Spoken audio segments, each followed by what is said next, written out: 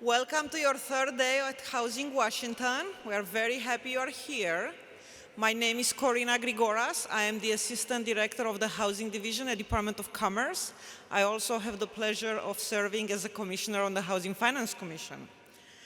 It is an honor to be here today to continue our work to solve the housing crisis in our state and in our communities.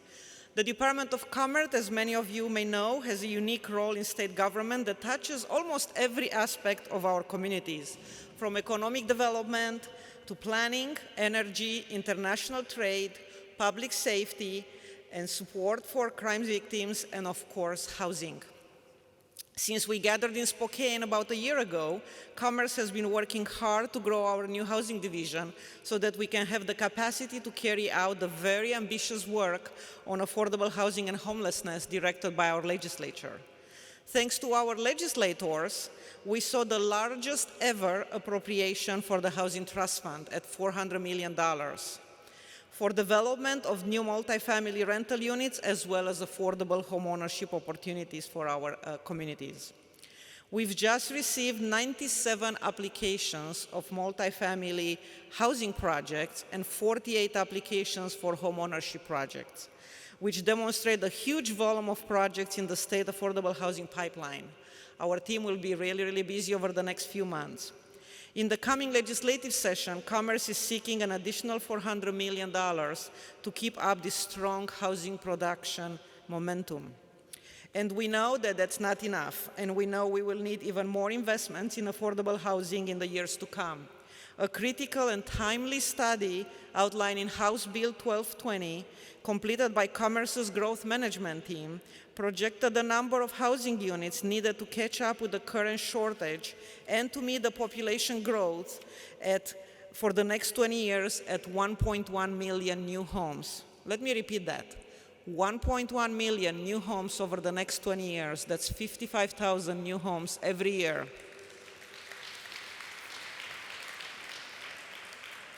That legislation directs each jurisdiction to use those projections to update their local plans to accommodate this housing increase. Commerce will be providing technical assistance, communication tools, and model ordinances to assist jurisdictions with this work. We urge every one of you to get involved in land use planning process in whatever community you call home. There is also a huge system reform underway as the Office of Apple Health and Homes ramps up its work to integrate permanent housing with behavioral health supports for unhoused Medicaid-eligible individuals. This work is transforming how the state approaches housing as part of healthcare and not a moment too soon. A vital part of all of our work is increasing housing justice through anti-racism and working to reverse the persistent racial disparities in access to housing. Working with Commerce's Office of Equity, we are focusing on programs and policies that address centuries of racial discrimination and redlining practices in our state. Working across our divisions and program lines, we continue to support the work of community-based partners to increase access to housing for Blacks, Indigenous, and people of color in our communities. If this seems like a lot, it is, you are right, and it can seem very overwhelming. We could not do any of this without your partnership and without the incredible hard work of our staff. Thank you all for everything that you do all day to help our community's members who are furthest from opportunity have a safe place to call home. And now it is my pleasure to introduce our keynote speaker for this morning, Stephen Olikara, the founder and former CEO of the Millennial Action Project. Known as MAP, this is the largest nonpartisan organization of young lawmakers in the US. Stephen recently made history as the first South Asian candidate for the US Senate in Wisconsin, where he ran on a platform to renew democracy. He has testified before Congress on millennial entrepreneurship and small business issues, and is the subject of documentary film, The Reunited States, shown on Amazon Prime and PBS. He frequently speaks on leadership and civic engagement at venues such as Aspen Ideas Festival, World Affairs Councils, White House, Harvard's Institute of Politics, the National Press Club, South by Southwest, and the United Nations. Stephen is also a nationally recognized political commentator and has been featured on CNN, NBC, Fox News, NPR, Washington Post, USA Today, and more, all of which demonstrates his non-partisan stance. Stephen is also an avid musician and has advised two multi-platinum recording artists on youth empowerment and sustainable energy initiatives, including Aecon Lightning Africa, which electrified over 1 million homes in Africa with solar power. He is co-author of the book JFK, The Last Speech, which presents the role of artists in democracy. He also served as the host of the Meeting in Middle America podcast series, featuring guests such as Oscar-winning screenwriter John Ridley and Emmy-winning comedian Charles Burns. Stephen serves on numerous boards focused on causes that are close to his heart: human rights, democracy, national service, and the performing arts.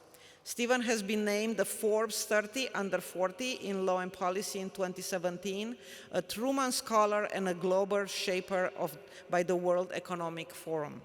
Please join me in giving a warm welcome to Stephen Olikara.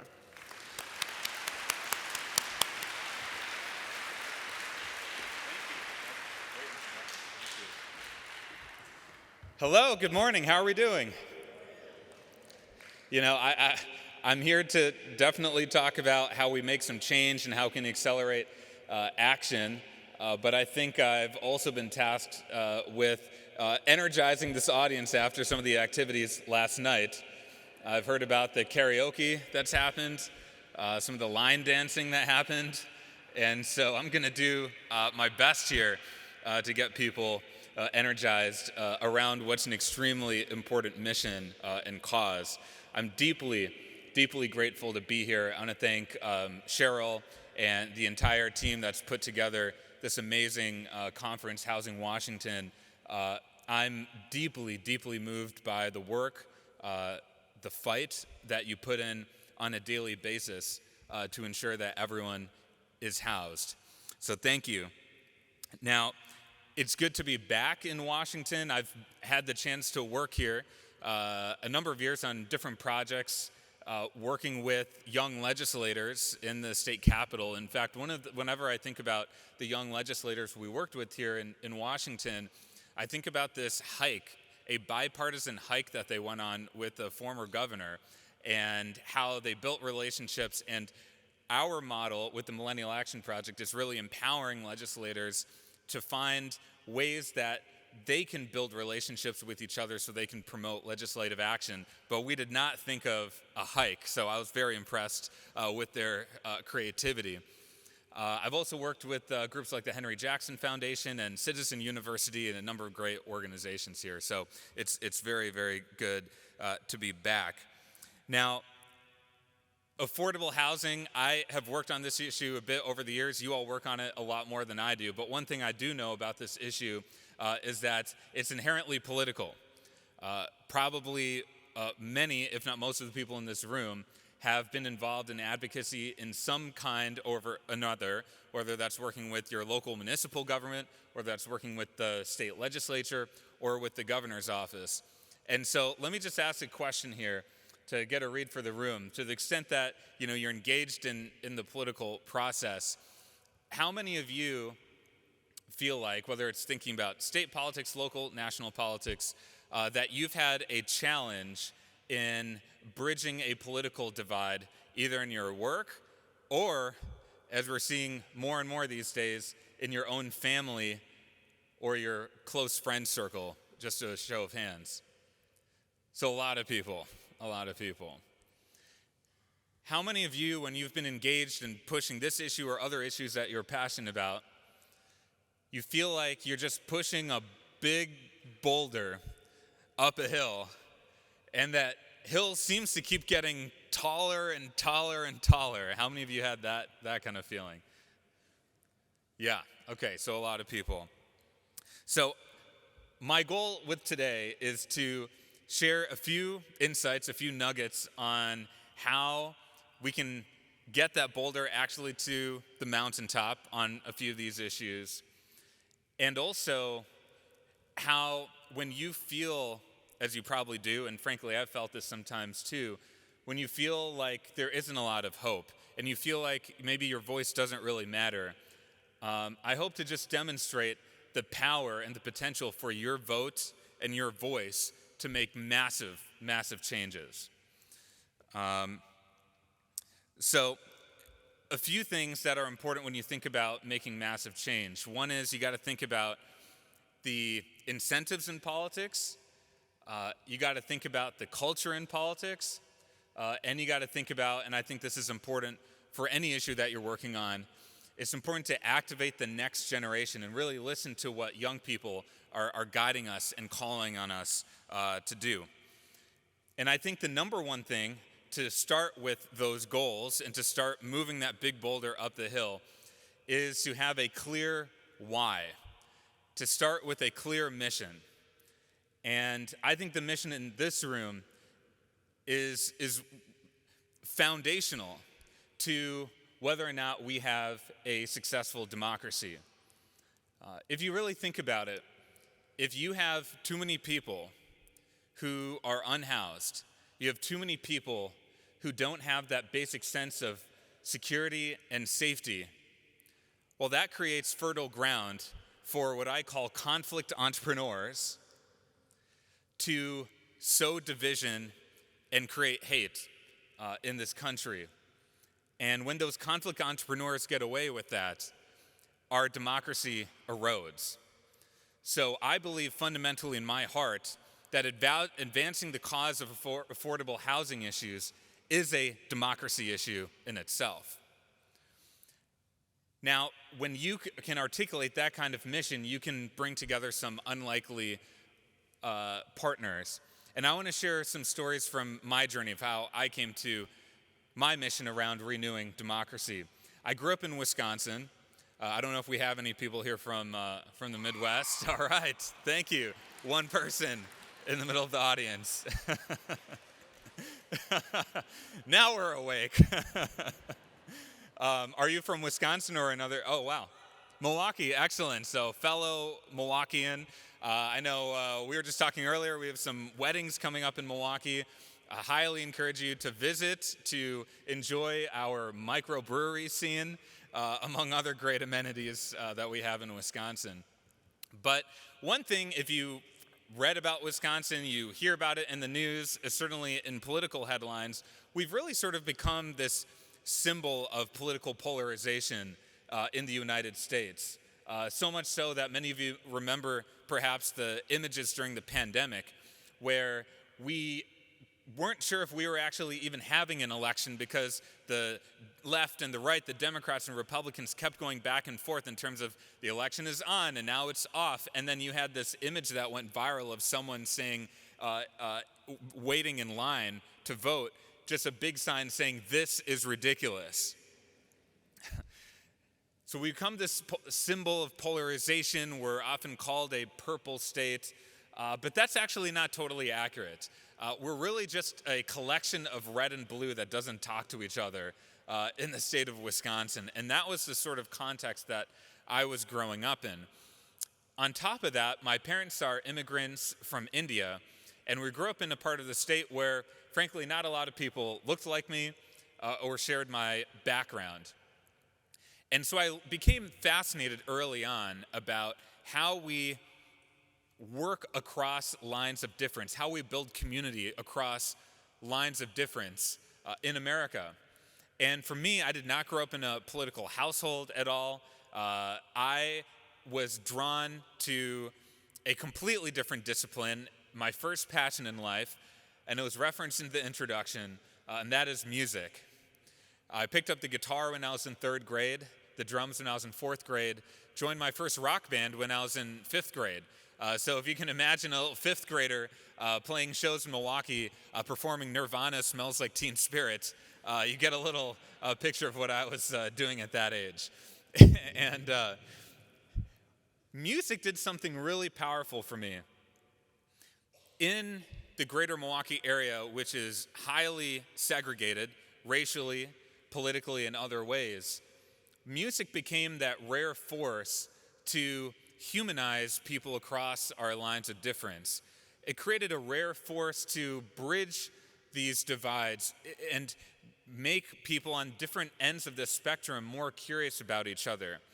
I would see that literally in terms of the audiences that came out for our shows, the bands that we created, but perhaps most profoundly, I saw it in the music we made. Jazz music, which is really, I think if you want to really understand how I see the world, talk about jazz music. Jazz is an art form that requires you to listen. I'll never forget my first day at jazz camp, and we're all excited to play.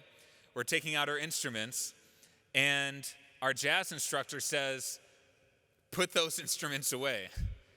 We're wondering why. We want to play.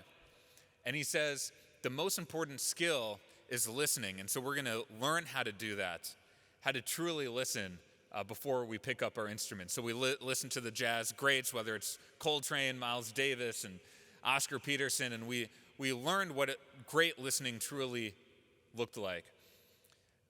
And I also learned through jazz music that at its best, it's truly a call and response. If you've ever been to a jazz show of any kind, you often see musicians going back and forth riffing on each other in real time. That's called improvisation. That's creating music in real time based on what you're hearing around you. And the other important thing I learned with jazz related to that is it embraces your full identity, your life story. Those spaces are the most inclusive that I've experienced in my life. And there's something powerful about that, because when you're doing that call and response, you realize that it's most effective when you're bringing your full self to the table. When you're not feeling like you have to check your ideas or your beliefs or aspects of your identity at the door, but instead it's the exact opposite, that your life story, your lived experience is embraced, it's valued, and it makes the music better. So you probably can guess where I'm going with this, which is the experiences I had in my jazz combos was about the best metaphor, the best expression of democracy that I felt. And I knew I wanted to reflect that in a political discourse that's increasingly not call and response, but more call and shut down. It's not about embracing and bringing our life experiences and identities to the table. It's about denying those and creating a culture and really an industry of hate in this country. And so I wanted to be a force to combat that. And so a few years after graduating from college, really moved by some of the real political fights we had in our state. Some of you may remember the images of the pro-union movement that we had in the state of Wisconsin, and the massive protests we had about a little over a decade ago. I ended up founding the Millennial Action Project. And the Millennial Action Project was premised on a pretty simple idea, which is what would happen if we truly empower the next generation of legislators to model the kind of discourse and leadership that I saw in my bands. If they could advance forward-looking legislation that isn't about finding some kind of least common denominator across our lines of difference, but instead meeting on a new playing field, listening and learning and evolving to a new place together. The issue that really motivated me at the time was climate change. I didn't think that our country was on a path to do something real about climate change, and so I thought, what if we transform the politics on that through the younger generation? We put this idea out there, and it grew like wildfire. We created the first ever caucus of young members of Congress in our nation's history. We expanded that model into now over 35 state legislatures, over 1,600 Millennial and Generation Z lawmakers part of this organization now. And the thing that I loved most about it is it wasn't just about having some fun times like a bipartisan hike. It was also about how you can accelerate action and accelerate real legislative change. And we recently had our annual conference about a couple months ago, and we were talking about the role of film and showcasing some documentaries, and we highlighted a story about some of the issues in the state of Illinois around the nursing shortage. And there are laws on the books there that were preventing people who are formerly incarcerated from becoming nurses. Well, it's one of those emotional and moving stories, and a legislator came up afterwards and said, I didn't even realize this issue was happening, and I looked it up during the session, and I saw that I had that same problem in my state. And then she goes, and I've never heard this coming out of a conference, she goes, yeah, and I filed legislation. And we said, when did you do that? And she said, oh, just now, during the session. So she saw a story about this nursing shortage. She learned about it, filed that legislation from her phone while she was in that session. That's the speed of change. That's the speed of legislation that we're operating at with the Millennial Action Project. So, thank you.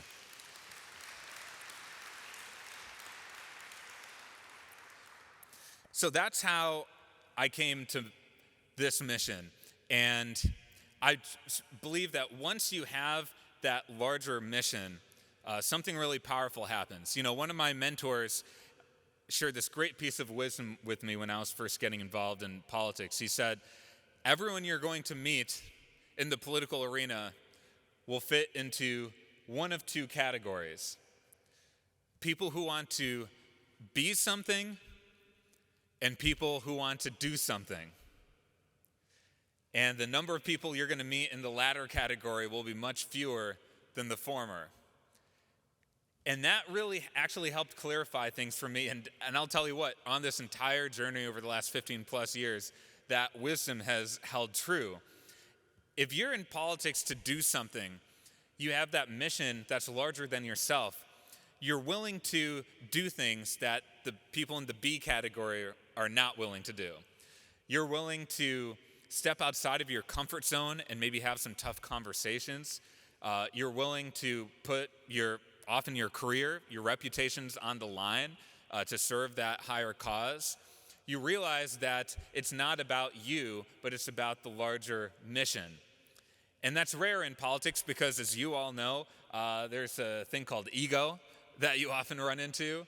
There are people who are constantly pursuing power in the practice of politics. And I've often wondered, it's kind of interesting that when you have people in public office or you have people involved in politics, they might have the same position titles, but they've got different jobs.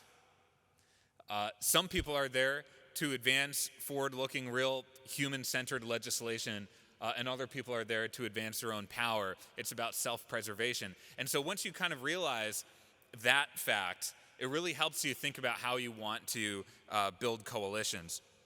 Now, I think how we elevate our voices in those conversations is extremely important. How many of you, have been involved leading up to elections and you're encouraging people to vote and it just feels like a really, really tough slog? Yeah, a few people. The thing about that is I think sometimes we kind of miss out on what's really going on here.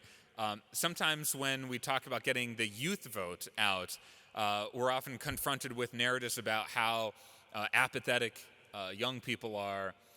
And I just want to reframe this a little bit because sometimes when we're doing the worthwhile things to expand access to voting, I've been a huge champion, for example, over the years for automatic voter registration, expanding the number of polling locations in areas that we call polling deserts. That work is crucially important to make sure that people can cast their ballots.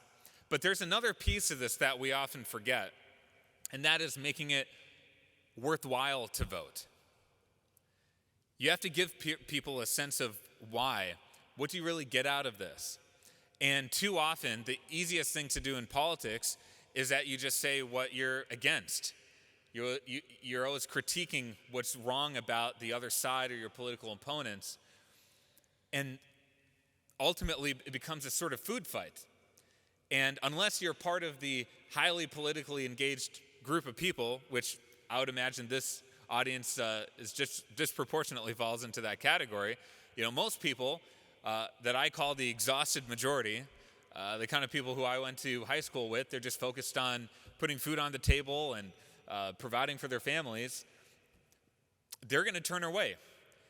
They're going to get turned off by this whole process. And so I think the harder thing, but the more important thing to do, is to also say what you're for, be a builder, to elevate aspirational candidates and leaders in politics, people who have an affirmative agenda, and people who don't just talk a good game or get a lot of likes on social media, but also have a demonstrated record of getting things done, having real change, because ultimately that's why we're here. That's the whole point of this endeavor.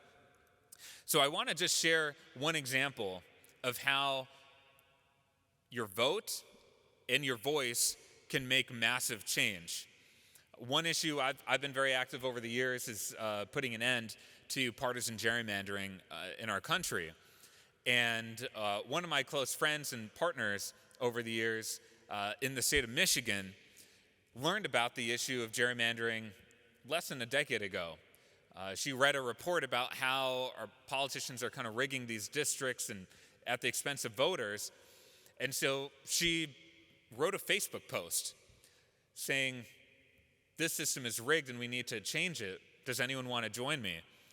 Well, that post went viral, and all of a sudden, she had a bunch of people signing up for this campaign called Voters Not Politicians, and it unleashed this entire campaign.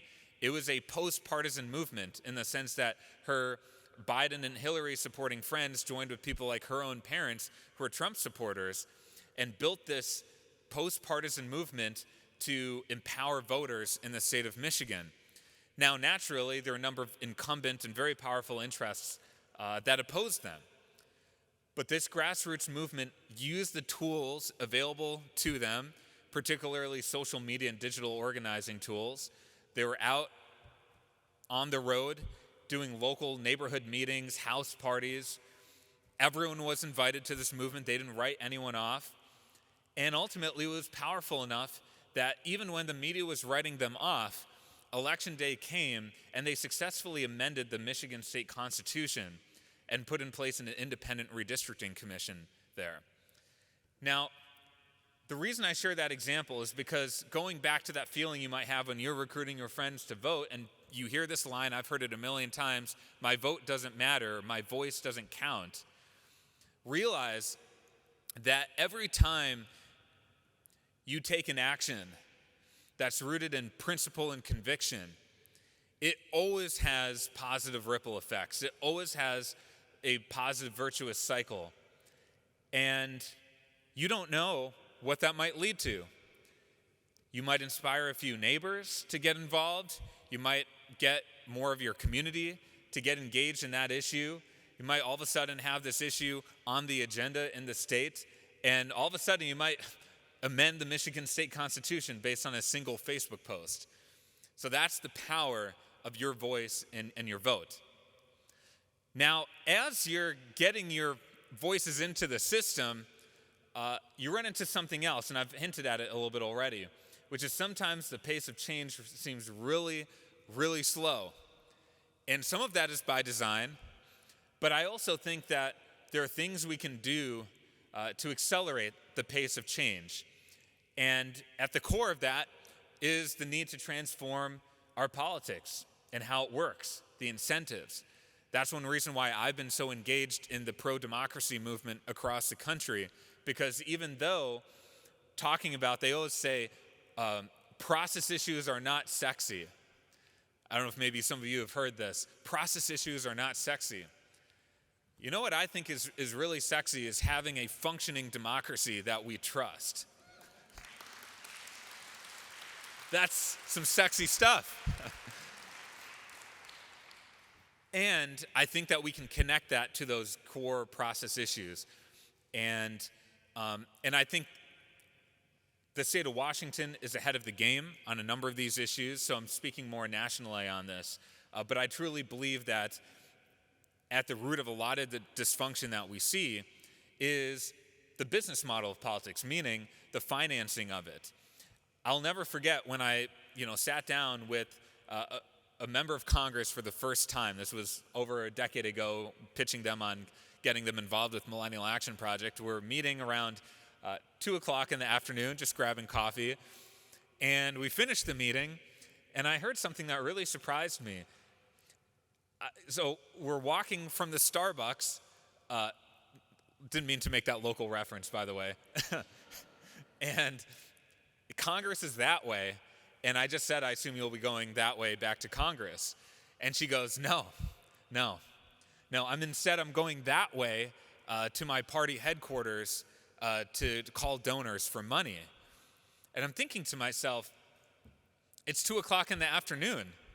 Isn't it kind of early to be leaving your day job, to be dialing for dollars, as they call it in Washington? And she said, that's the system as it is. I need to raise money to get on certain committees and to frankly just stay in office. And so there's a fundamental problem here with the constant thirst for money. So I strongly believe that the mission to get big money out of politics is essential to have a functioning democracy. Now, the second thing that I think is extremely important doesn't get talked about as much, but again, extremely sexy, is primaries. We need to, if you look at the data on how elections work right now, we have roughly 10% of Americans electing 90% of our members of Congress. And a big reason for that is because of the narrow system of either closed or semi-closed primaries that we have. So as a result, if you sometimes feel like you're hearing from politicians and they don't really resonate with you and they're speaking a foreign language, it's because they're not trying to attract you. You're literally not on their agenda. They're speaking to the narrow slice of primary voters who really affect whether or not they get reelected. And so there's a great movement underway around nonpartisan or open primaries, and then combining that with ranked choice voting that I think can help really change the incentives around voting and how members of Congress and elected officials operate. And then the third big one, and I already touched on it, is gerrymandering. There are many other structural issues out there, but the point being that if you change the incentives, you can accelerate change. Yes, you might have a courageous few who buck those incentives, who defy the odds, and I love working with people like that, and we have many of those types of leaders disproportionately in Millennial Action Project. They, against all odds, are willing to do the right thing, even if it's at the expense of their political career. But the truth is, that's not how most people are. Remember, some people are in politics to do something, others are in there to be something. And so to truly change those incentives, you have to get at those structural democratic reforms. The other thing I just want to highlight here that can truly transform the pace of change is embracing the art of bridge building, being a bridge builder of diverse coalitions. This has been a core theme of my life and a calling of mine because I'm deeply concerned with the rates of polarization we see right now. 2/3 of Americans see people of the other party or across a political divide as not just being different or having different views, but being fundamentally evil. And you can imagine the kinds of behaviors and mindsets that are rationalized when you see someone as fundamentally evil. And the truth is that there are a lot of great things that can happen when you have the conversation and have the courage to work with people or talk with people and listen to people who are across the political spectrum. And sometimes this gets talked about in a way that I don't resonate at all with, which is you basically have an A position and a B position, you divide by 2 and you just wind up essentially in some kind of murky middle ground. And that's not what I resonate with or not what I advocate for at all. The kind of bridge building that I advocate for is the kind that happened in my jazz ensembles, where your lived experience is embraced and brought to the table, and where you're having a evolutionary conversation. When I think about, for example, the civil rights movement, Dr. King was seen as a radical leftist. But through his vision for bridge building, he was able to create, along with many, many other people, a multiracial, cross-partisan coalition for change. And I've seen that over and over again through our work, too. A great example I'll share is around the issue of gun violence. After the Parkland shooting, those extraordinary young people came to Washington, and we hosted them for meetings on Capitol Hill. And at the time, people said nothing is going to change on gun violence. Nothing has changed for over a generation. And they were right. And the Parkland students said something really compelling on Capitol Hill, because the number of people were trying to box them in, and you're endorsing which party and these candidates. And they said, and this is a great insight if you're trying to engage young people, by the way, they said, we're not here for the party, we're here for the issue.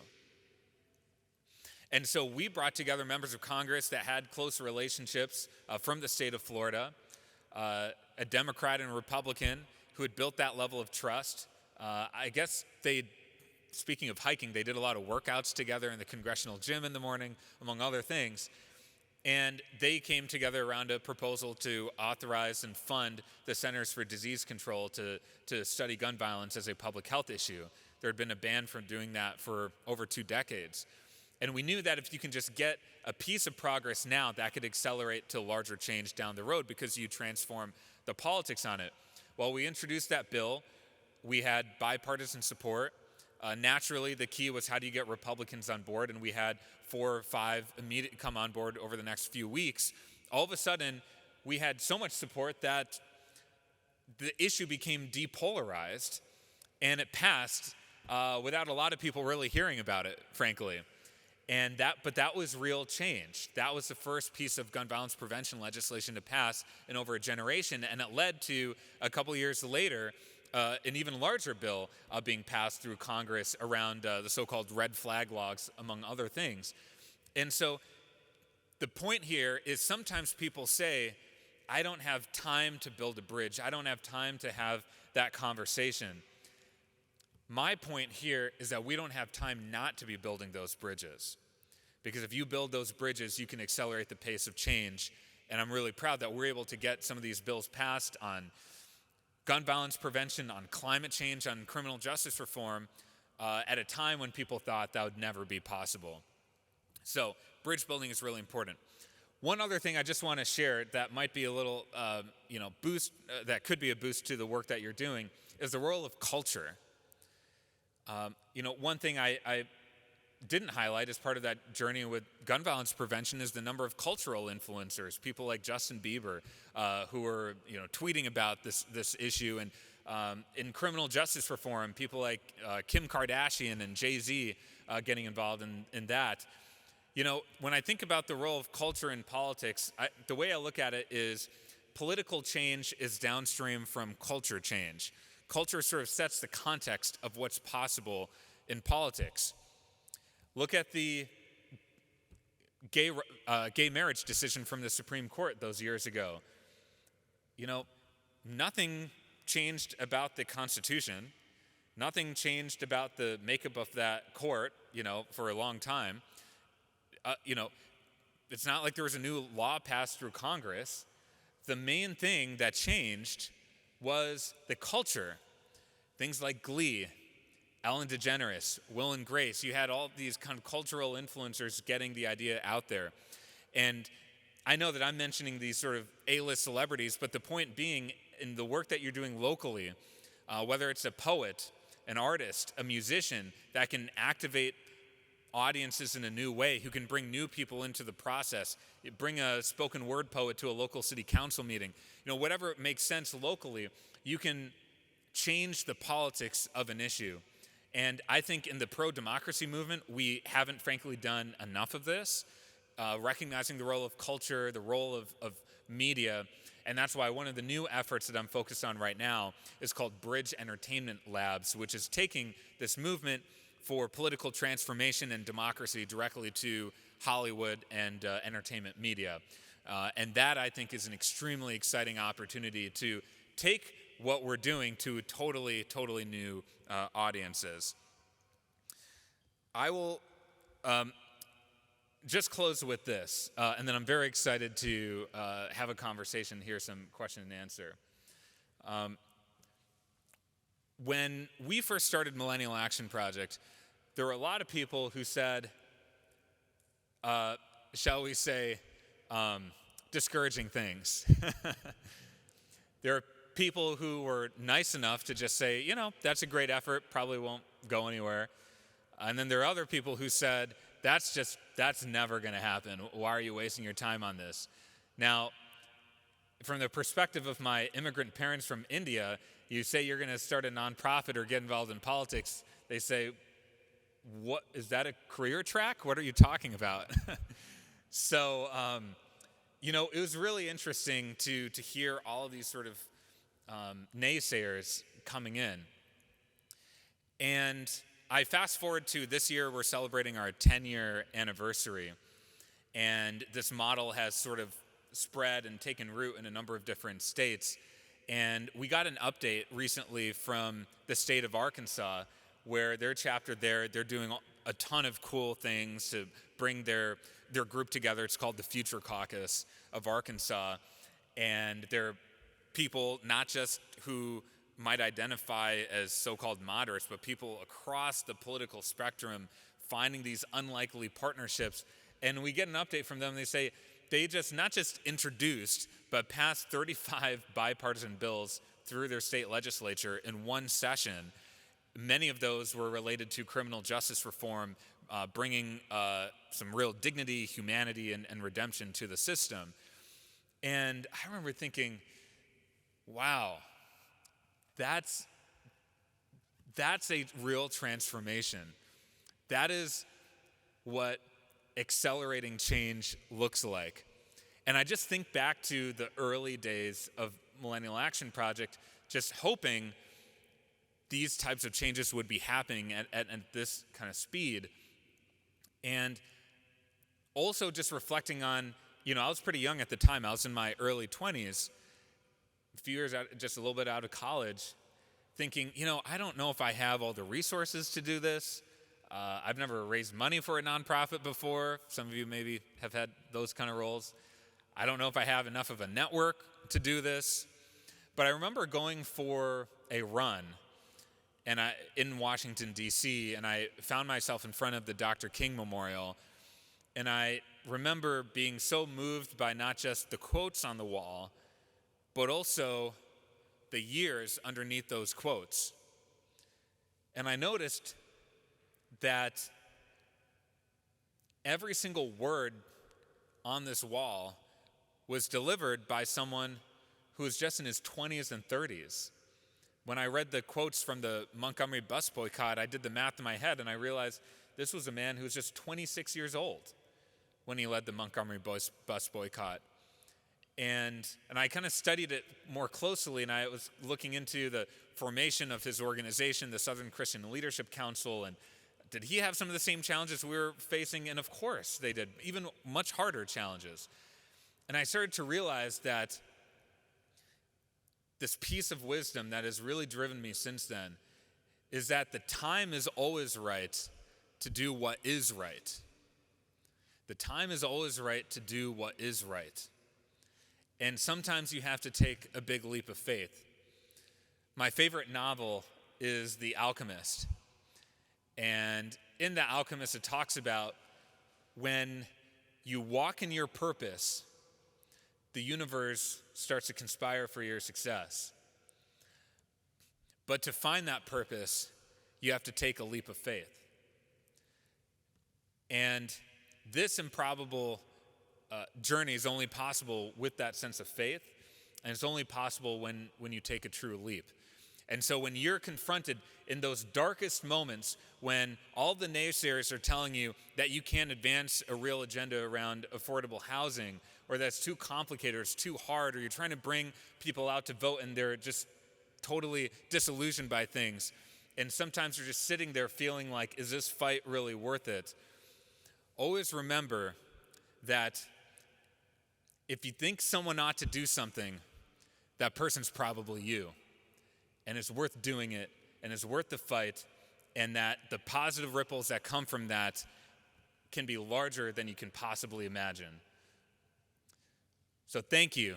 Thank you so much for being with me this morning. Thank you for being in this fight to advance this cause of justice and equity and dignity around housing.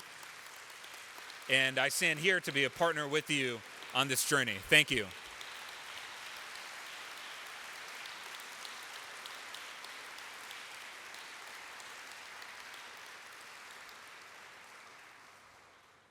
And thank you so much. We will do Q&A for a little bit, but I have one from the Whova app that I'd like to do. And what has been the most effective outreach for youth? Effective outreach for youth. A few things that really matter here. One is, I think young people have a great BS radar. And so that means authentic messages, ones that aren't all spun up and turned into something they're not, but really speaking from the heart, having authentic messages that speak directly to the issues, I think is step number one. The second thing is to meet people where they are. I really enjoyed speaking on college campuses, and I'm not going to do this here, but one question I'll ask people is how many people get their news from television? And basically anyone over the age of 45 will raise their hand. And then I'll say, who here gets their news from social media or podcasts?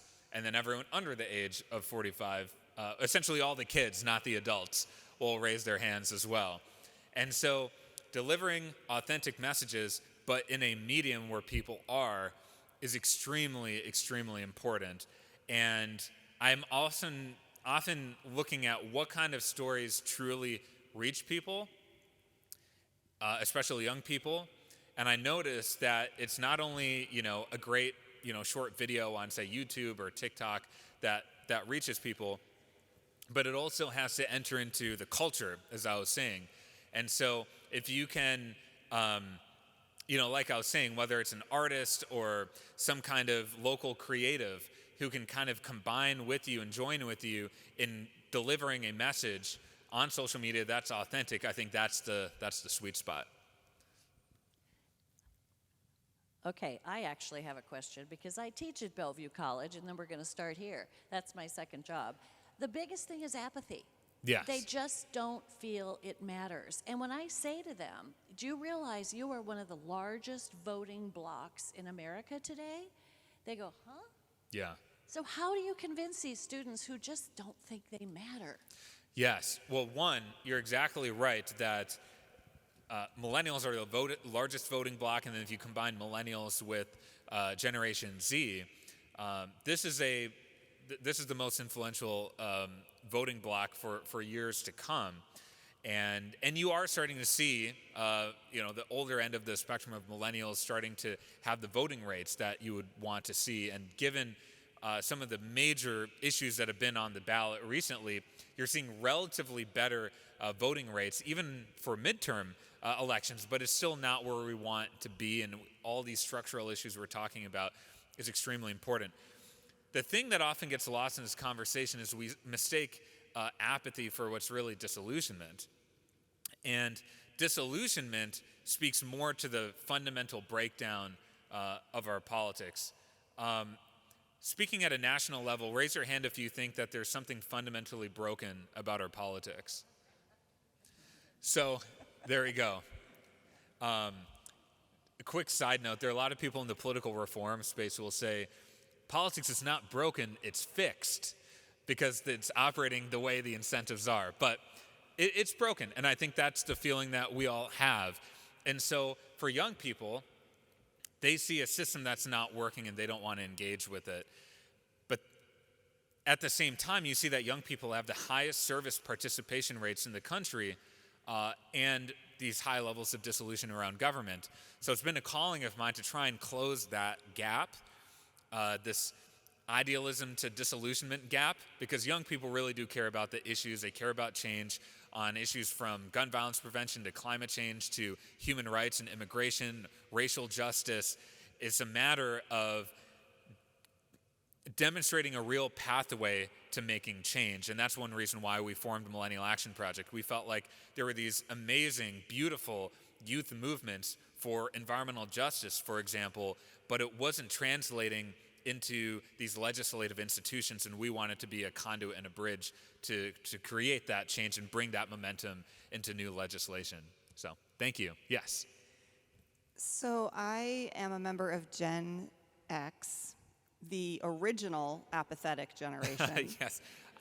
If you remember, those of you who are in the room remember that. Yeah. I've read some of the headlines from the early 90s. Yeah. So I just want to say we're the OG apathetic generation. I'm just curious about if you could talk a little bit more about Gen Z. I know your work is titled the Millennial Action Project, Yeah. and that is an incredibly important sector of voters. And I wonder what work is being done by your organization or others to really cultivate Gen Z's participation. I have children who are in Gen Z, and how do we, at a really early age, kind of get them engaged in this work before they're at the age where they're thinking about getting into politics, before the age where they're really understanding the visceral impact of politics in their lives. We need to start engaging them really early on to be part of our active voter, population, so that their influence is also part of this world that we're collectively creating. Yeah. About 5 minutes and 2 more questions. Okay, perfect. Okay, so I'll be brief with this. One, just to preview a very exciting change that will be happening later this fall.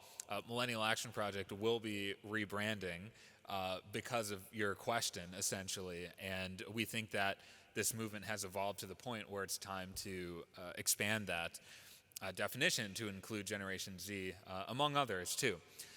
The second thing is, if you look at the polling data on Generation Z right now, there is a real sense of trauma that is being conveyed in the polling data, a sense of, hopelessness, and I think the pandemic certainly did not help on that front. And so I think exposure is always very helpful. Bringing your kids to some of the civic work that you're doing to try and sort of ignite that interest. But also, I think we need hopeful messages out there. And as I described, there is an entire industry around hate and around making people feel they don't have hope. And so we're cutting against the grain here in many ways. But I think finding ways, whether it's locally, statewide, or nationally, to share where there can be some real hope. And working with media, I think, is an important piece of this too, to ensure that some of these positive stories are shared and are distributed among young people, and then getting that perhaps into some online, I don't know if folks here do podcasts or things like that, but, no. Yeah, exactly. So I think those things can be helpful. So I think hopeful messages in the face of a lot of tragedy and trauma over the last few years. We'll have to make this the last one, but I think it's really relevant to this group. But how do you get lower income people to feel that their voices matter? Great question. Great question. The question was, how do we get lower income people to feel like their voices matter?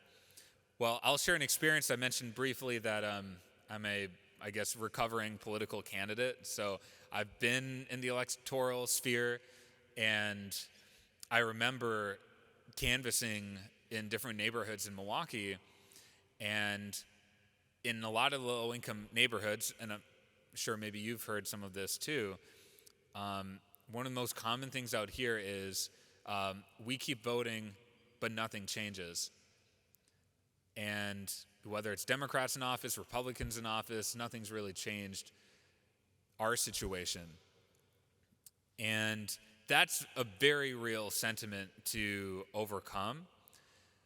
And the number one thing you can do to combat that is action, like real action, and accelerating the pace of change. And I think you are extremely well positioned to create that sense of agency and hope among people who have been left out in our society, because you're doing the most important thing, which is providing shelter for people, making sure that people are housed, that otherwise this society is not providing for.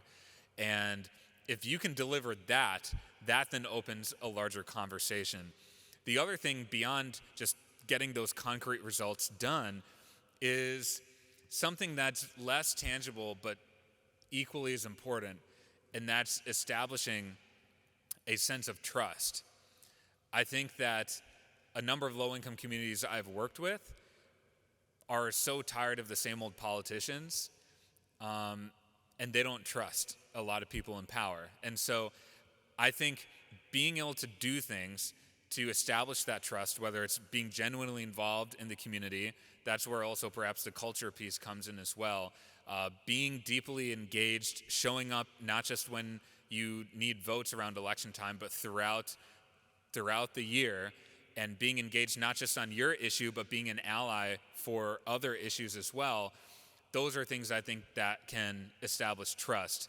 And the last thing I'll just end with here is that type of work that you do throughout the year when it's hard is fundamental to our democracy. We don't really have a democracy if impoverished communities or other disenfranchised communities are not included in our democracy. And the greatest challenge we have, the greatest mission we have as Americans is to ensure that the world's true first experiment in a diverse democracy doesn't just vanish, but instead thrives and becomes a model for the rest of the world. So thank you all so much for being in this mission. I'm grateful to you and excited to see what you do in the years to come. Thank you.